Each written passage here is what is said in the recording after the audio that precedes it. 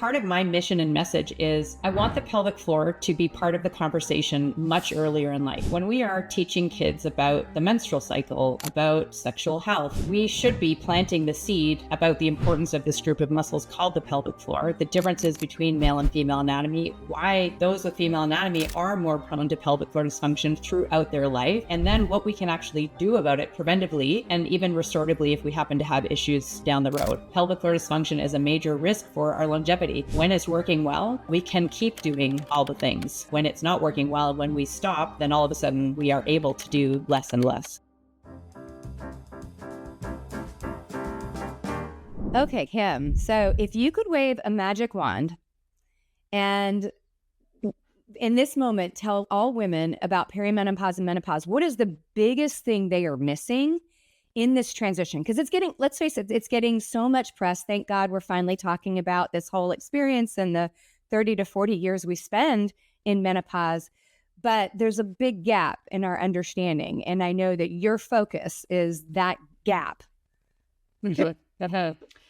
Yes. So my bias is the biggest, I think, underrepresented topic is pelvic health, pelvic floor dysfunction. Now, the conversation around menopause has indirectly sort of fueled this conversation around pelvic health because of genitourinary syndrome of menopause. However, what I see is the topic is talked about and addressed, and it will mention things like incontinence or painful sex or pelvic organ prolapse, but it just sort of says that's what's happening. And then they talk about vaginal estrogen, which I am a huge supporter of vaginal estrogen and 1,000% recommend it. However, there's a much bigger conversation that still needs to happen about how we can, first of all, maybe even step in and prevent these things from happening. But if we are experiencing them, which the majority of women do, what do we actually do about it? Rather than just labeling it and saying this is just one of the signs and symptoms, we need a bigger conversation about what actually what are all the main contributors to pelvic floor dysfunction. It's not just the loss of estrogen. It's a bigger conversation. Yeah, I'm glad you said that because the position paper from the societies about looking at the genital urinary syndrome of menopause. And so anybody that's listening to that, it's everything from urinary incontinence to painful sex to injury and other things. But that position paper takes a very urology centric view. And it's kind of like, well, put vaginal estrogen in and then thumbs up, you're good. And I'm like, but there's so many other things that are going on, which we're going to talk about today, which is really cool. And then a personal side note, I've been very aware of pelvic health and all those other things. I had a full labral tear this year on my left hip. And for the first time, I was very hyper aware of my pelvic floor. Wow. Yeah. Because at that point, really, I think, and I don't know, you can probably help me understand this. It wasn't just a partial, it was the entire thing. And at that, and I had such incredible pelvic pain. And I remember talking to a friend that was a orthopedist, and he's like, no, that's not that. And I was like, yeah. Yes, it is. And what it felt like to me was the only structure that was holding my hips in place on the left side anymore was the pelvic floor. Because it was painful. Yeah. That is a very painful injury. And I'm sorry you're struggling with that. But yeah, we don't think like we think of the body as compartments and as this joint and this muscle.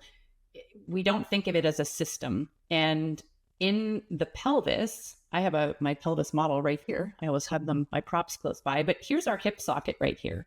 So that's right as part of the pelvis, the pelvic floor complex. There's also deep muscles. So the pelvic floor muscles, if I turn it this way, all of the red here, aside from the labia, but this is all pelvic floor musculature. There's 3 different layers and multiple muscles. And what muscles you can't see, which are technically considered a hip rotator, are intermingled in with the pelvic floor. So they are 1000% connected. And we can't think of it as, oh, you couldn't possibly have pelvic pain because of your hip. So a labral tear, that's one thing. Think of hip osteoarthritis, think of hip replacement, hip fracture. There's also different modes of replacing hips. One is more favorable. The anterior approach would be more favorable from a pelvic floor perspective. The posterior will cut through all of those muscles, one of which is that muscle called the obturator internus, which does directly influence the support structures within the pelvic floor. So, yeah, I'm not surprised that you really became aware of your pelvic floor. And I guess part of my mission and message is I want the pelvic floor to be part of the conversation much earlier in life. When we are teaching kids about the menstrual cycle, about sexual health, about bodies, we should be planting the seed about the importance of this group of muscles called the pelvic floor, the differences between male and female anatomy, why those with female anatomy are more prone to pelvic floor dysfunction throughout their life, and then what we can actually do about it preventively and even restoratively if we happen to have issues down the road. Pelvic floor physical therapy, to me, is one of the most underused women's health resources that we have and should be, I always say, equated to like the dentist. We go to the dentist once or twice a year for a checkup, and we go even if we don't have a toothache, and we brush and we floss. Well, pelvic floor muscle training would be like the brushing and flossing, and seeing a pelvic floor physio would be like going to see your dentist. So I truly hope that we get rid of I just have to wait until there's a problem and now I'm going to pay attention. We really deserve this information earlier in life so that we can be armed with the tools to help us throughout the different life stages that we go through, keep the pelvic floor healthy, because it is our center. It's our core. It is the foundation of our core. It's how we develop power. It's how we transfer load between the upper and lower body. It's really, really important. And now the phase of life I'm in, I'm 54, 4 years post-menopause, looking at my aging parents and the people in the retirement community in which they live. And it is becoming a much more powerful motivator for me. I've always been motivated. I always think preventively, but now watching this, it is a major threat to our longevity and how we age. Yeah, I don't think people understand that, yes, that your ability to ambulate, so your ability to walk around, go from sitting to standing to just having independence requires a fully functional, strong pelvic floor. Yeah. Right. Yeah. Getting up and down off the toilet, that's important. And the challenge is there was a recent study that looked at, it was close to just under 4,000 women, and 46% of them stop exercising because of their pelvic floor. And that could be because maybe they're told that's bad. If you have a prolapse, you can't lift anything over 10 pounds. You can't do this, you can't do that. Or they think the exercise is going to make it worse because they experience symptoms during exercise. But nobody is giving them the information that a sedentary lifestyle is also a contributing risk factor for pelvic floor dysfunction. And if we eliminate movements that people think are quote unquote bad for the pelvic floor, one of which being squats, well, that's going to make getting up and down off the toilet a lot harder. And there's that independence factor, right? So we need a strong, supple, juicy pelvic floor that can handle all the things that we do in life. I just came back from a trip traveling around. I always think about my ability to lift my suitcase into the overhead compartment. And if somebody is told you can't exercise with intensity, you can't lift anything, but they are still traveling and they go to lift their suitcase up, well, they haven't trained for life. And that in and of itself could potentially be a risk for challenges to their pelvic floor. So rather than, sit around and hopefully protect the pelvic floor, meanwhile, our bones are breaking down, our muscles are breaking down, our quality of life is really suffering. We need to train for life, and pelvic health needs to be a part of that. Yeah. I really took it for granted until my injury, because I was literally like, oh, I could lay my stomach on the ground, with my legs out wide. I couldn't take my legs and move them side to side more than about 2 or 3 feet between them. And I was like, oh my God, what just happened? And, I'm traveling during this time too. So I'm like, oh my gosh, I can't lift anything. I can't, because of the injury. So I think if we back up, so there's lots of things that can kind of occur where you might get erroneous information about, like, take your pelvic floor and be really nice to it. So let's talk first about uterine prolapse, or just, it could be uterine, it could be bladder, because you had some personal experience with that, right? Mm-hmm. Yeah, I've had all three. You're like, so knock that out of the park. Yeah. I had never heard of pelvic organ prolapse. So kind of my just quick high level story. I was afraid of childbirth my whole life. Met my husband. decided I would want to start a family. And then I was determined to have a different story than my mom. So my mom had surgery for incontinence. She had a hysterectomy. She had challenges. And so I was like, nope, never having babies. And anyway, at that time, really all I knew from my mom's story was incontinence. So I just thought, well, if I avoid what my mom went through with childbirth, with tearing and episiotomies, I'll be fine. And so long story short, I did develop incontinence, even though I did quote unquote all the right things. I was doing pelvic floor muscle training. I did develop incontinence after the birth of my second child, it was about 6 or 8 months after the birth of my second son. And I was kind of surprised. I thought, well, I've done all the right things, and why am I leaking? And then it was about, I don't remember exactly. It's about probably 12 or so years ago now. I developed a uterine prolapse, and by that point I had heard of the term pelvic organ prolapse, but I didn't quite appreciate how life altering that diagnosis is. Incontinence, people don't like it, but they kind of put up with it. Prolapse really kind of halts you in your tracks.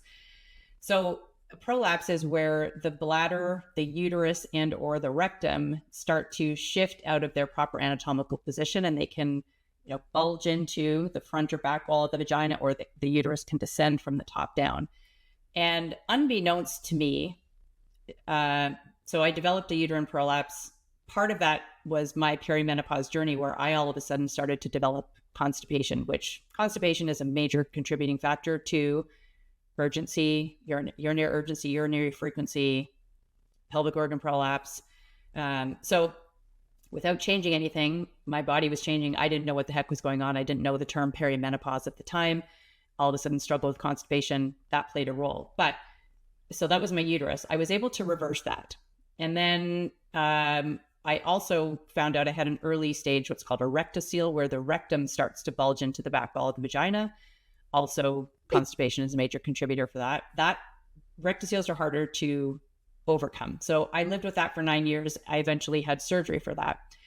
Just before I had my surgery, I was seeking out some different opinions from other pelvic floor PTs that I knew. And one of them evaluated me and said, I think you have something called a levator avulsion, which is a childbirth injury that is, studies look at about 18 to 30% of vaginal childbirths, but nobody has ever screened for that. Not even pelvic PTs. I had seen multiple pelvic PTs and nobody had ever said anything.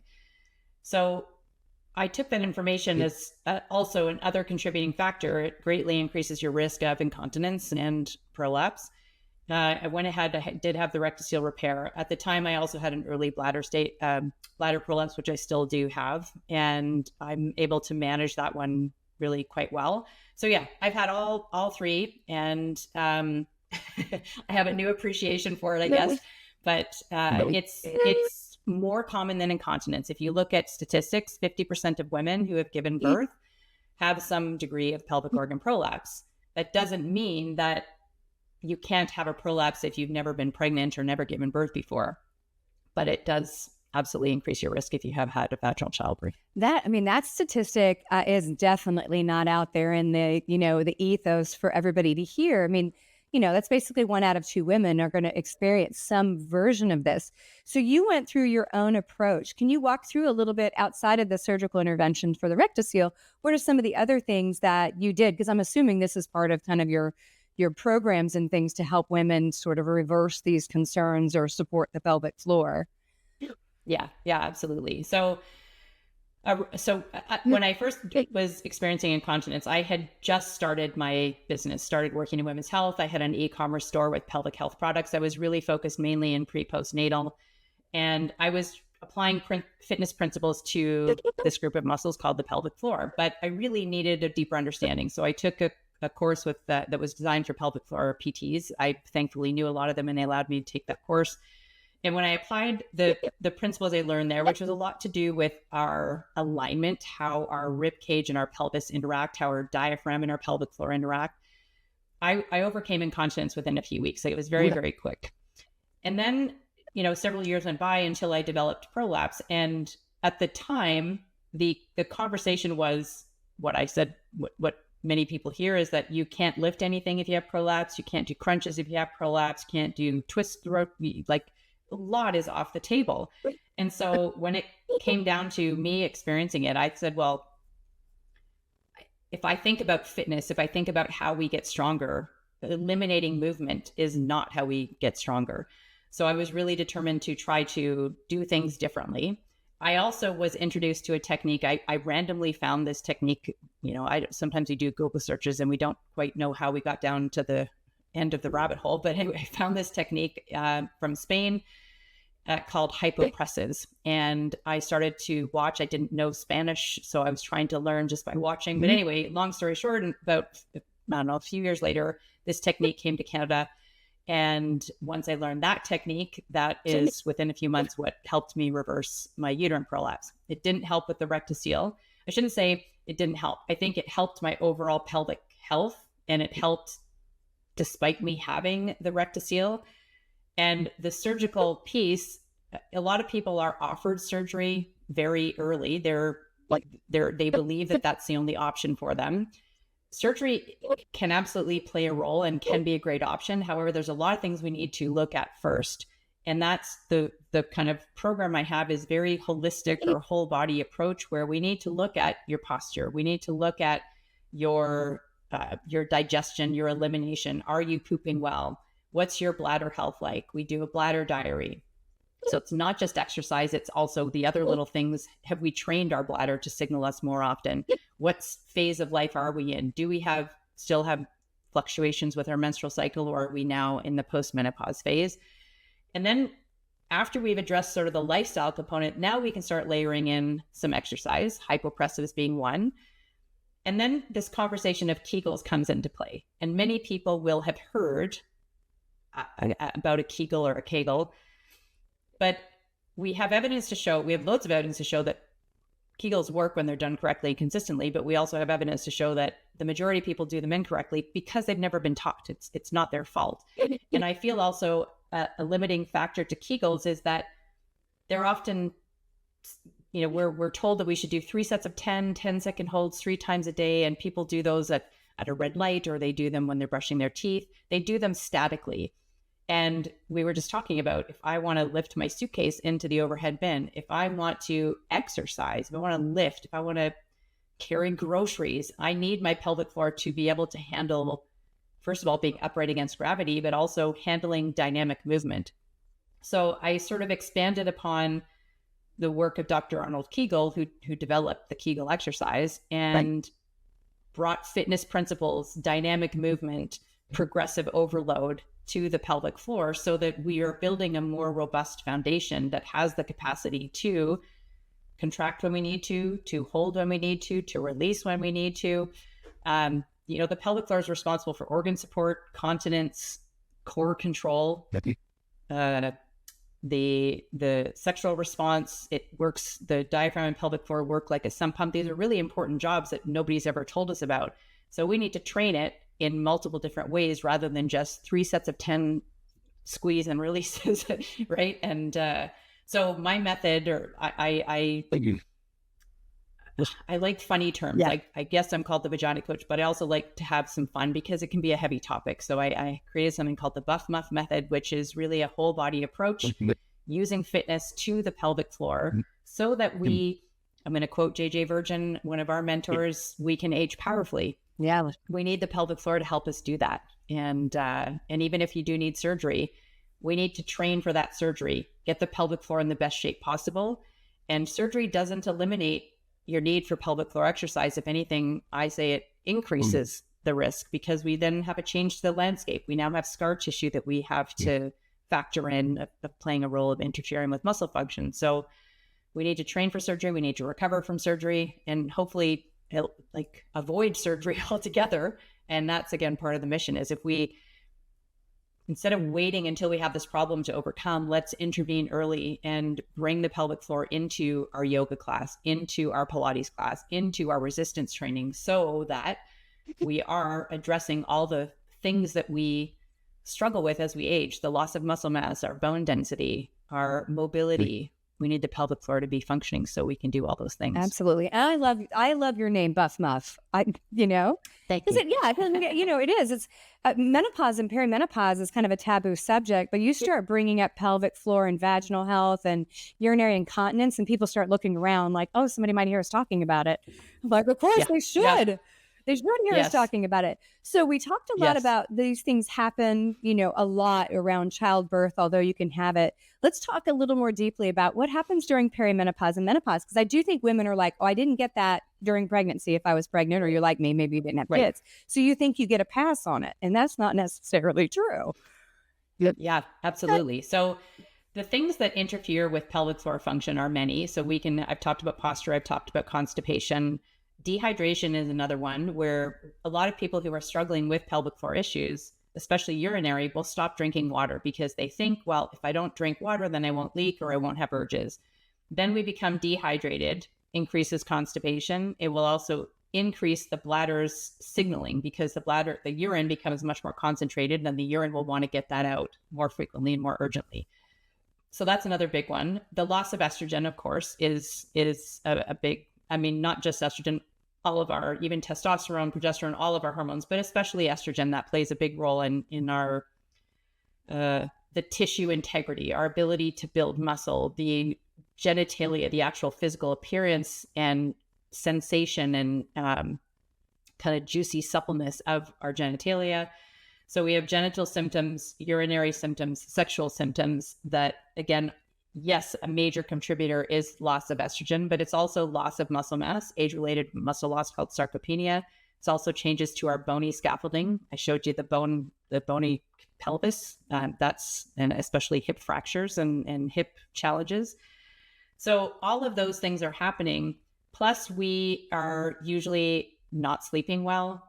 And when we don't sleep, we have evidence to show that is also going to heighten our symptoms as it pertains to the pelvic floor. We may lose our motivation or drive to exercise. Some of that could be low testosterone. Some of that is our fatigue. Some of that is life is busy, sandwich generation with whoever's raising, for anybody who has kids, raising their kids. If you have elderly parents, managing them, often we're working, we have a relationship, all the things are happening.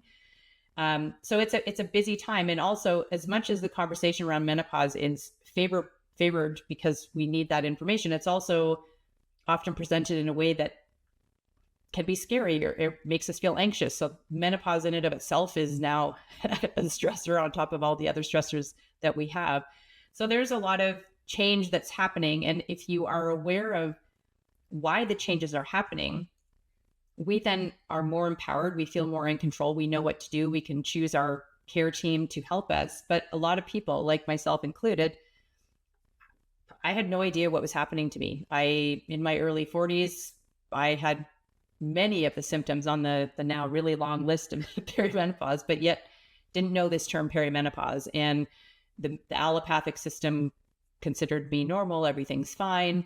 And it was my own curiosity and determination to think, well, I don't feel fine. I don't feel normal. There has to be something else, that led me down the path of really understanding what all these changes are. And also the thyroid component, that's a big contributor to the pelvic floor in terms of, again, the constipation piece and things just slowing down and not being able to, we don't have the stamina and the oomph to do all the things that we need to do, including managing our pelvic floor symptoms. Ladies, if you're noticing more fine lines and wrinkles, it's not just about aging, it's about the loss of estrogen. And that affects our skin structure, making it drier, thinner, less firm. But here's the great news. I've created Menopause Mastery Cream to help. This luxurious bioidentical estrogen cream supports your natural hydration and elasticity. It's packed with nourishing oils like olive, jojoba, aloe, and coconut, so it feels amazing and helps soften those lines and bring back that healthy glow. I've been using it, and let me tell you, my skin has never looked or felt better. It's smoother, more radiant, and those little cracks and creases are way less noticeable. If you're ready to give your skin some extra love, check out Menopause Mastery on the Metabolic Blueprint website. And that's metabolicblueprint.com/ Biest Mastery. That's BIEST Mastery, MASTERY. And your face will thank you. Yes, you're so right. So you briefly kind of touched on sort of the sexual side effects of a non, let's see, what's the word I'm looking for? Not a unhealthy pelvic floor. So let's talk a little bit about this, because we have so much, both as men and women, going through this time period. Obviously, women, we're losing our hormones, our libido tanks. We get things like vaginal dryness, and men often see erectile dysfunction or, poor ejaculation or lack of being able to keep an erection. There's so much happening. So a lot of times I'll hear from women, they're just like, no, we just don't do that anymore. And I'm like, that's a huge part of our connectivity and intimacy and life. Sexual pleasure is part of that. But I think a lot of people in midlife just start like, that box was checked years ago. We're just done. Let's talk specifically about things that somebody could do with pelvic health that can heighten that capacity, both as men and women. Because let's face it, men don't do proactive things. Women have to go figure this out and instruct the man, maybe through Rent a Stranger. But, because they don't want to know, But it's a big part of women's lives that sort of get backburnered, in midlife. Yeah. So, yeah. And again, I would say all of the factors that we've talked about already are still also contributing factors, but the changes to our vulvas, our vaginas, the structures within our pelvis, our sensation, oftentimes it may become painful. So if something is painful or we don't experience pleasure from it, and that could be pain from sort of sandpaper sex, where if something's being inserted, it feels it hurts, it burns, it stings. We may even have some bleeding. It could be pain also from tight, restricted muscles. So the pelvic floor muscles, especially people who are experiencing incontinence and prolapse, they will often unconsciously be guarding, afraid of leaking, afraid of having an urge, feeling vulnerable if they think their organs are going to shift out of position. And that tension will also disrupt blood flow, circulation, and the ability for potentially insertion. Also our ability to experience an orgasm. So releasing tension is another thing that people would want to be mindful of. And seeing a pelvic floor physical therapist, so having somebody evaluate, can they look and see physical changes? Can they help screen for GSM, genitourinary syndrome, menopause, and also help you understand how to release those muscles, but also how to activate them. We want the muscles to go through a range of motion so that they have good blood flow and circulation.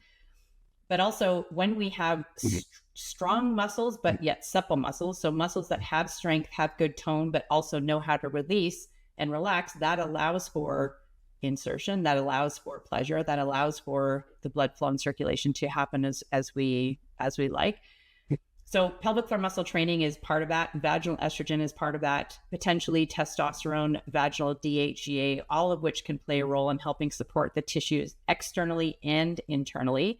There was an interesting article that looked at pelvic floor muscle training with vaginal estrogen. And in this case, they used estriol as the form of estrogen. Mm-hmm. And they were looking at a group of women with, the term they used in the studies was vulval vaginal atrophy, which is sort of the outdated term of GSM, genitourinary syndrome of menopause.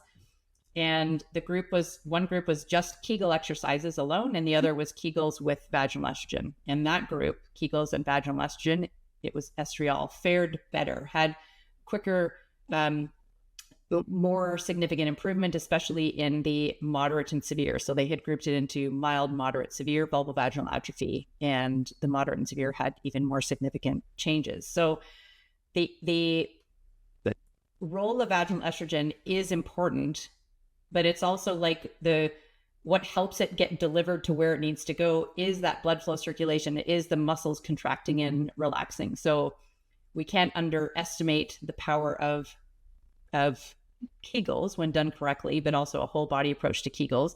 And from a male perspective, I just need to apologize for my sniffing. I have a bit of a cold and my nose is running, like I have nasal incontinence, so I apologize for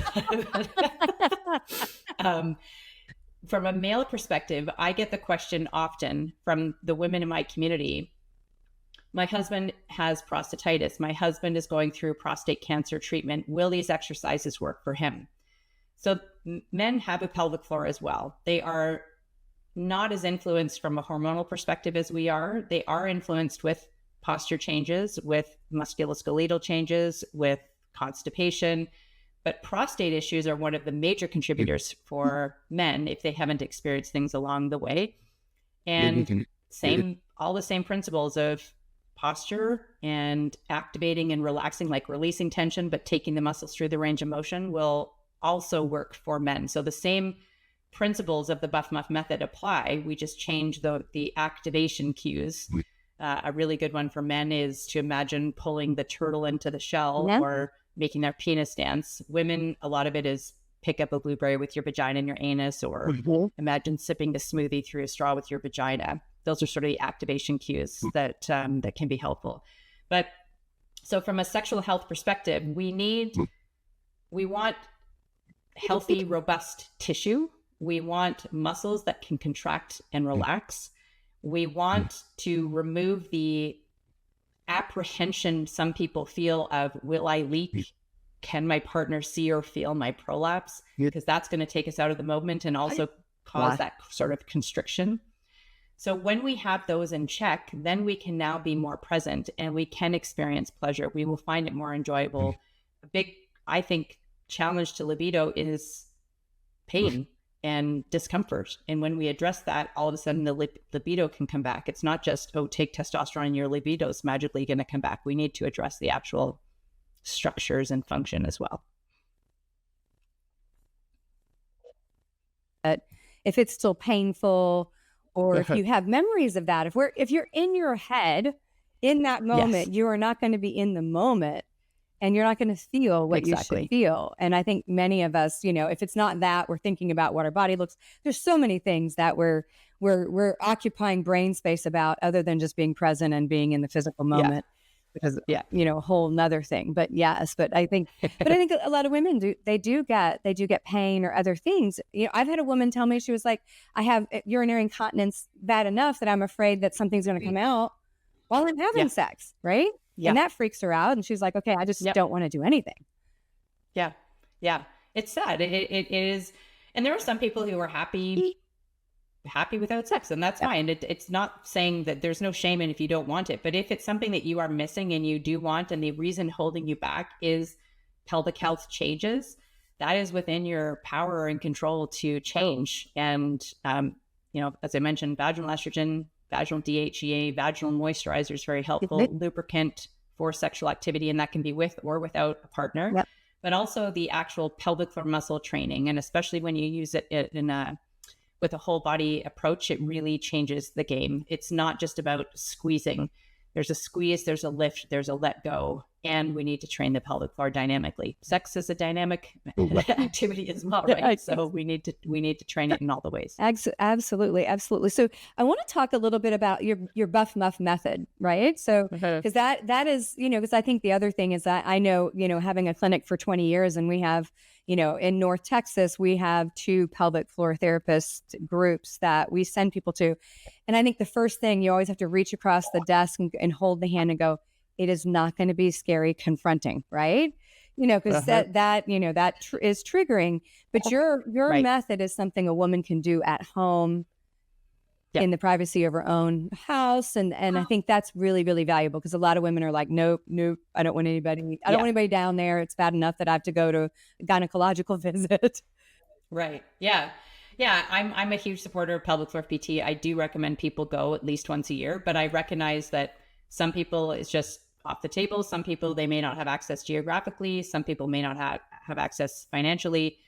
And that doesn't mean that, might as well not pay attention. There's so much you can do on your own. So part of the role of the Buff Muff method is to make it very accessible financially, very accessible for people to do in, 10 minutes at home. They don't need a lot of equipment. They really don't need any equipment. I provide you options for some equipment to make it a bit more fun, but you don't need that. And sort of when I take people through, the initial method is really to highlight what the pelvic floor is. What are the most common signs and symptoms of dysfunction that people might be dealing with, to help them understand that it's not their fault. There's many layers, there's many contributing factors.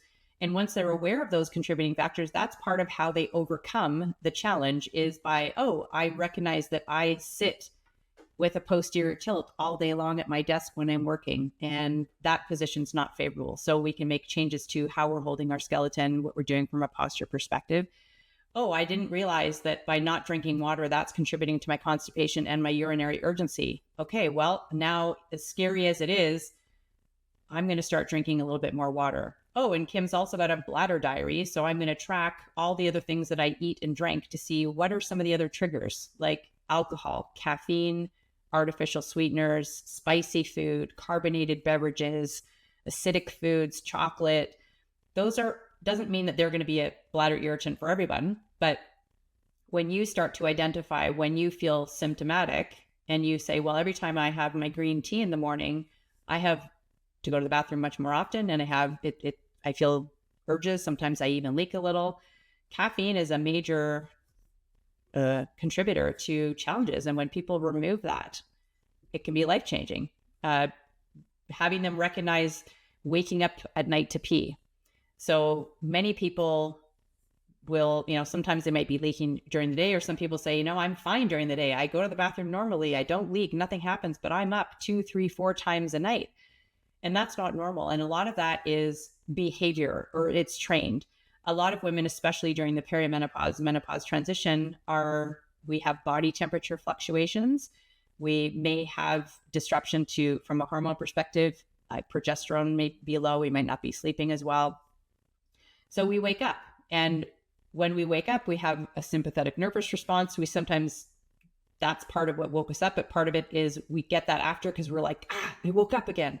And that sympathetic nervous response then will trigger the bladder and make you feel like you need to go to the bathroom. And we think the bladder woke us up, so we'll go to the bathroom, and we empty and we come and go back to sleep. And then it happens a couple hours later.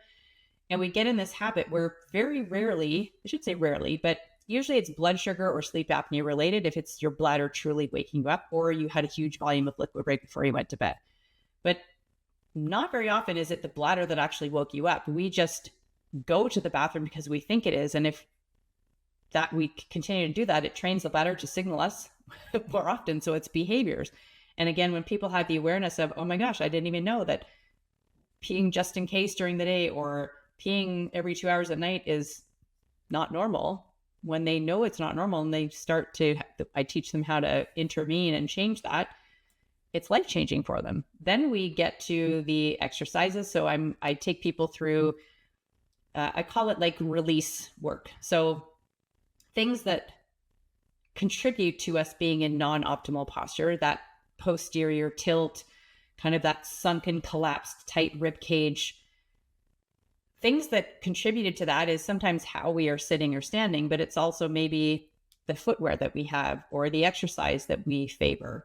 So things like working on lengthening our hamstrings, releasing tension in our belly, releasing obliques and side body so we can get a better breath. People are doing these and are saying, well, how is this a pelvic floor exercise? How is this going to help me with my incontinence? But again, once they have the awareness that tight hamstrings pull you into a posterior tilt and can contribute to tension in your pelvic floor, gripping in your belly can place pressure downwards on the pelvic floor and interfere with digestion and contribute to prolapse. So when we again have the awareness, we can then make the changes. So then we we're kind of layering on. We've got our alignment. I teach something called the core breath, which is, I would say it's basically a Kegel, but coordinated with the breath. And it's not just the squeeze that everybody thinks a Kegel is. It's a contraction, a lift. We need the pelvic floor to be able to lift. And it's also the release. Once we have the core breath, then we layer that into movement like squats, pelvic tilts, bridges, push-ups, deadlifts.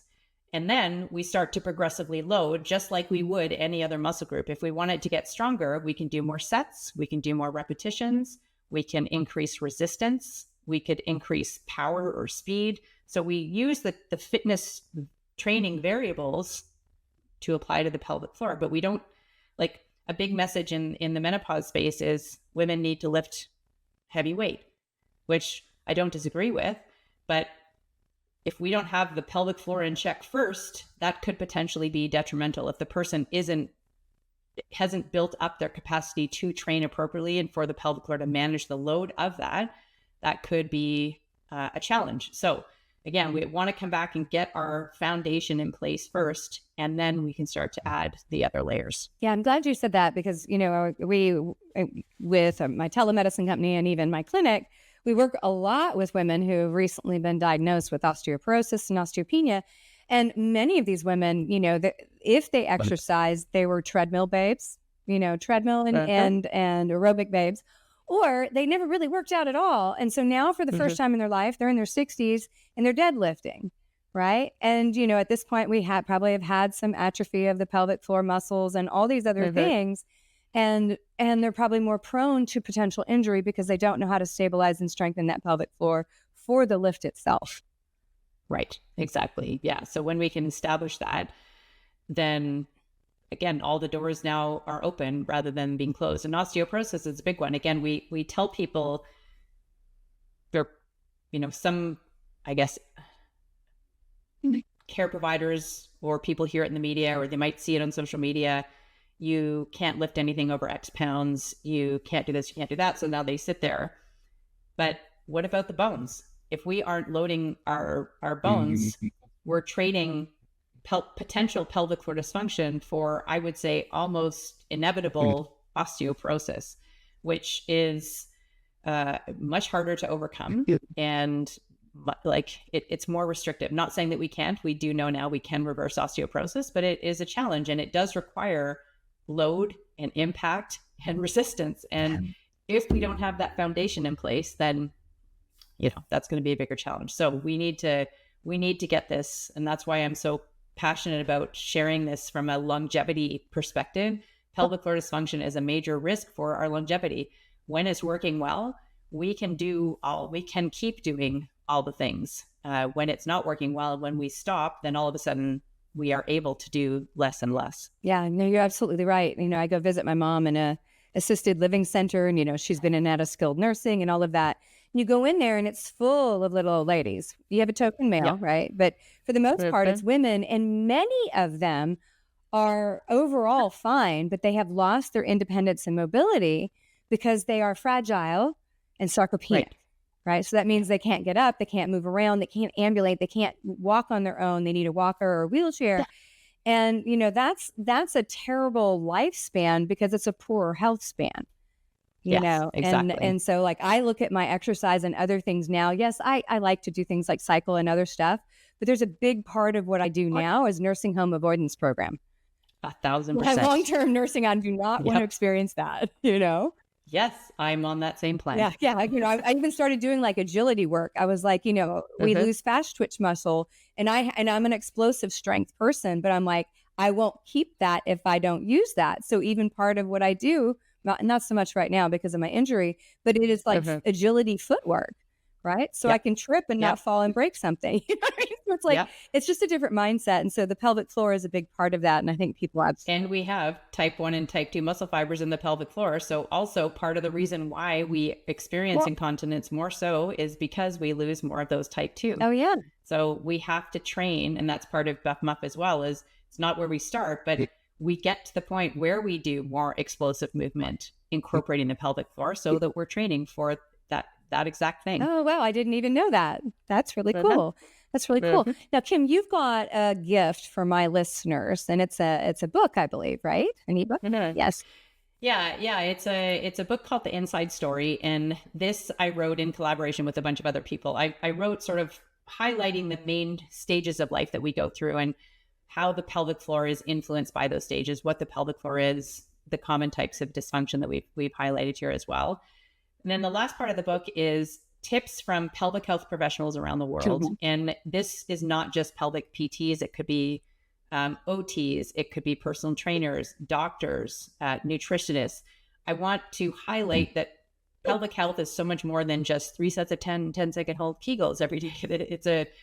There are so many care providers that can help us in many different ways. And I wanted to highlight the different professions, the different wisdom that other people share, and also that these professionals are around the world. So maybe one of the people that you read in the book would be in your neck of the woods, and you could potentially reach out to them. Fantastic. So we'll have a link to that in our show notes so everybody can go pick that up and be able to start their journey to take care of their pelvic health.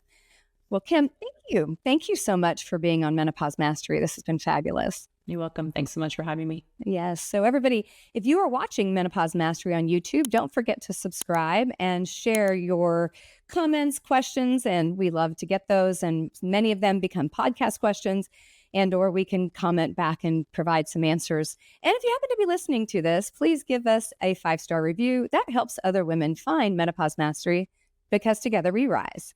And thank you so much, Kim. And then we'll be back next week.